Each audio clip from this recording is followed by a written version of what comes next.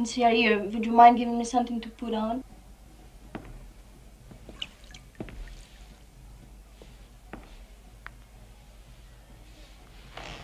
Well, that's quite a nice little nothing you're almost wearing.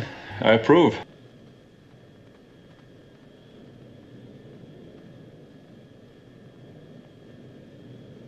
Who are you? My name is Pussy Galore. I must be dreaming. Hi, I'm Plenty. But of course you are. Plenty O'Toole. Named after your father, perhaps?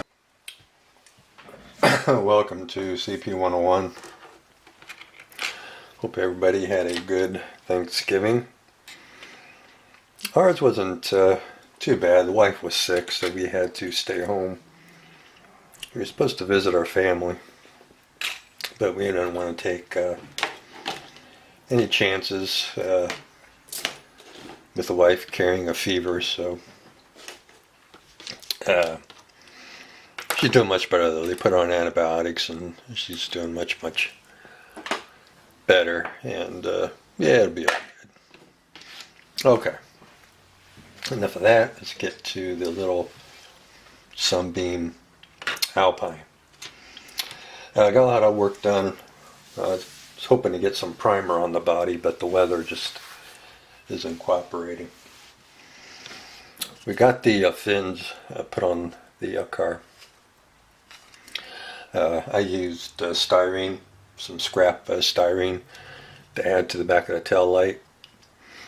And I took my sanding stick, my what is it, it's about a 180, 200 stick.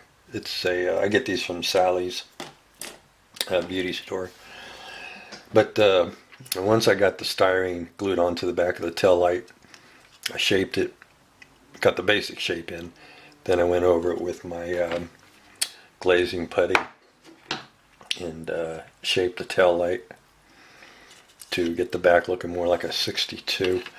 I got a picture of a 62, and this is what I usually do. I'll usually get reference photos and hang them up above my bench so I can just look up at it and see where I need to be. So I think we got the back. It's not perfect, but I think it's pretty close to a 62 back end. The next step was to convert the car over from a left-hand drive to a right-hand drive. And that I had to think about for a few minutes because I wasn't too sure exactly how I was going to do it. Excuse me, drinking my coffee. Just got done with treatment, so I'm a little parched.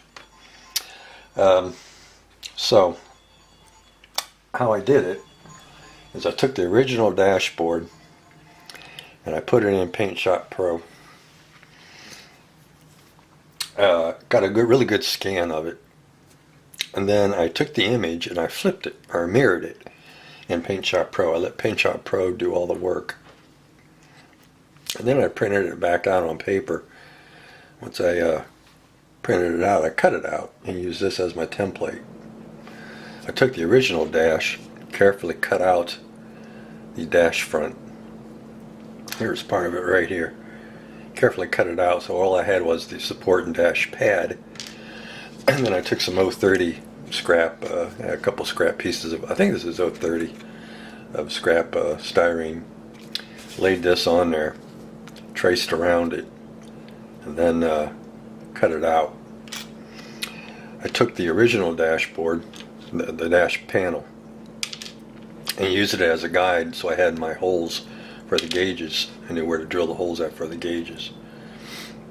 Use that as a template as well. So I used part of the original dash and this new one as my template. And then I cut it out and drilled my holes where I needed to drill my holes.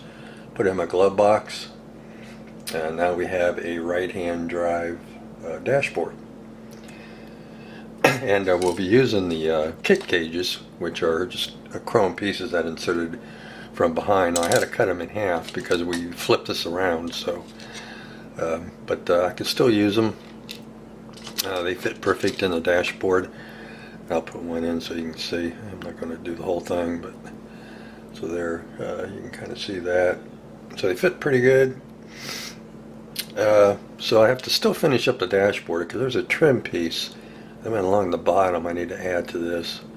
You can see it on the original one here. So we need to add that trim piece on the bottom, or I might just leave it off. I don't know, I kind of like it without it, but I got some real thin stuff right here that I normally use as filler when I build aircraft because it's a real thin stuff. And I just slide it down in the gap and use this to fill, but I might use it as my trim on the dashboard, but oh, excuse me. Yeah, here I can stick it in here real quick. It's kind of tricky getting the dashboard in since I removed some of the support, but I'm not too worried about it. I can get it fit in there. There we go. So now you can kind of see that. The only thing I have to do now is, you know, the pedals are molded into the floor, so I can take and grind those out of there and just take some, I can take the same stuff right here, this thin stuff, and make new pedals, or I'll look at my junk box and see if I have pedals and just move the pedals over to this side. But yeah, I think it's it looks it's passable. I think it looks good enough. It'll be to make the car correct to the James Bond movie. The good thing is that this car has the wipers going in the right direction already. Somebody in my group mentioned, don't forget about the wipers if you're switching this over to a right-hand drive.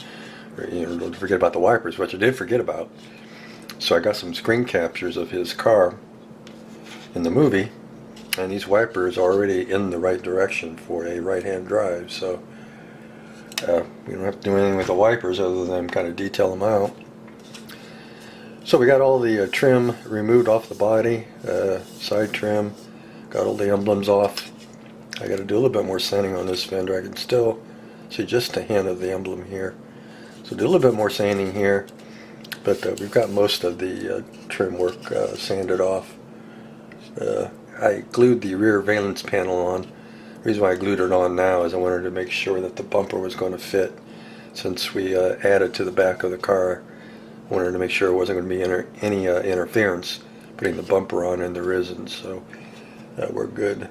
We're good there. So that's pretty much where I'm at on the little Alpine. I did glue together the rear end, the axle. So we gotta clean it up a little bit and glue it on the frame, put the shocks on, put the front suspension on, and then we'll work on the engine, the 4-cylinder. We'll adapt that over to fit in this frame so we can convert it over to a 4-popper. So yeah, so far so good. Not really too many issues yet. Right now we're just in the modifying stage of getting this converted over to James Bond's little Alpine. So alright guys, that's it for this update. That's all I got. Hopefully our weather will cooperate enough that I can get out there and put some primer on this and see if I need to do any touching up. I mean, it feels smooth, but that don't mean crap. Your primer will show up places where you still need to do a little bit of work. So hopefully I can get some primer on this car and see what I need to do to get it to where we can put some paint on it. So, and then I have to figure out the paint. So okay guys, that's it. Take care. We will see you in our next update on the 007 Alpine.